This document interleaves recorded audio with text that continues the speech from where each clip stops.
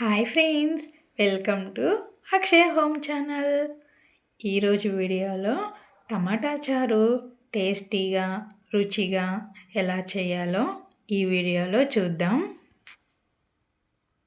ఈ చారు చేసుకోవడం చాలా తేలిక. మా ఇంట్లో అందరూ ఇష్టంగా తింటారు. ఈ చారుతో టమాటా చారు ఇలా పెట్టి చూడండి, మళ్ళీ మళ్ళీ తినాలనిపిస్తుంది. ఈ చారుతో అన్నం మొత్తం తినేయొచ్చు. టేస్ట్ అయితే చాలా బాగుంటుంది. మంచి సువాసన, కమ్మటి రుచితో ఈ టమాటా చారు ఎలా చేయాలో ఈ వీడియోలో చూసేద్దాం. టమాటా చారు కోసం ఒక 6 టమాటాలను శుభ్రంగా కడిగి ఇలా ముక్కలుగా కట్ చేసుకోవాలి. వాటిని ఒక కళాయి తీసుకుని అందులో వేసుకోవాలి. అలాగే అందులో కొంచెం చింతపండు టేస్ట్ కోసం అండి వేసుకొని ఒక గ్లాస్ వరకు వాటర్ పోసుకుని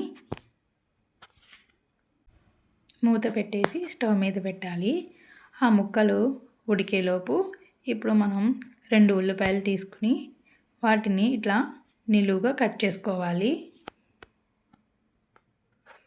అలాగే 4 పచ్చిమిర్చిని కూడా చిన్న చిన్న ముక్కలుగా అయినా కట్ చేసుకోవచ్చు, లేదంటే ఇలా నిలువుగా అయినా కట్ చేసుకోవచ్చు. అలాగే కొంచెం కొత్తిమీర కూడా ఇలా సన్నగా తరిగి పక్కన పెట్టుకోవాలి. ఇప్పుడు మూత తీసి ఈ ముక్కలను ఒకసారి మనం గరిటెతో తిప్పుకోవాలి.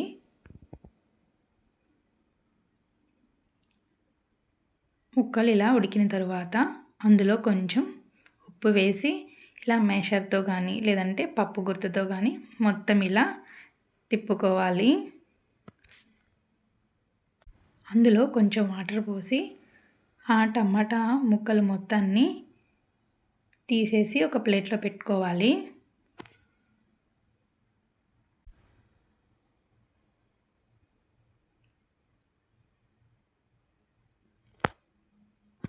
తర్వాత అందులో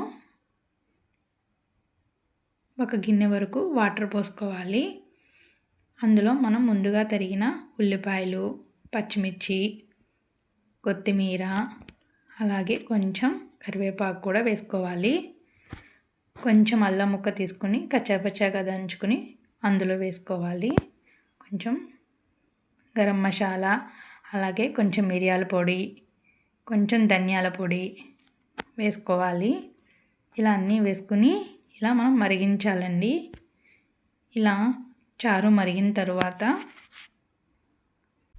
పక్కన పెట్టేసుకోవాలి.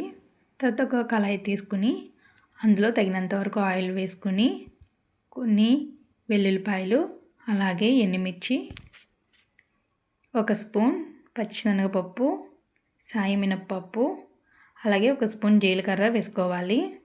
1 స్పూన్ ఆవాలు ఇలా వేసుకుని ఒకసారి కలుపుకోవాలి. అలాగే కొంచెం కరివేపాకు, కొత్తిమీర కూడా వేసుకోవాలి. కొంచెం పసుపు కూడా వేసుకుని మొత్తం ఒకసారి కలుపుకొని పోపు పెట్టేసుకోవాలి. ఇలా చారులో వేసేసుకోవాలి.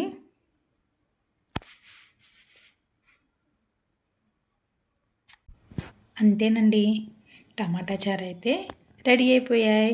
ఈ వీడియో మీకు నచ్చినట్లయితే మా ఛానల్ని సబ్స్క్రైబ్ చేసుకోండి.